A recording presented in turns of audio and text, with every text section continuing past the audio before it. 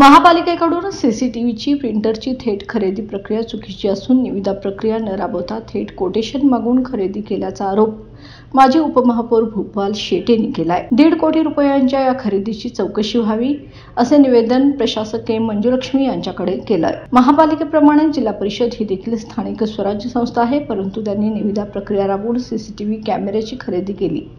महापालिकेने जिल्हा परिषदेपेक्षा तिप्पट दराने कॅमेरे खरेदी केले, त्यामुळे महापालिकेची ही प्रक्रिया संशयास्पद वाटत आहे। या प्रकरणी सखोल चौकशी करावी। सिस्टीम मॅनेजर यशपाल राजपूत यांनी एका विशिष्ट कंपनीलाच या कामाचा ठेका दिला आहे। सुमारे 1.5 कोटी रुपयांच्या या खरेदीची चौकशी व्हावी असं निवेदनात म्हटलंय।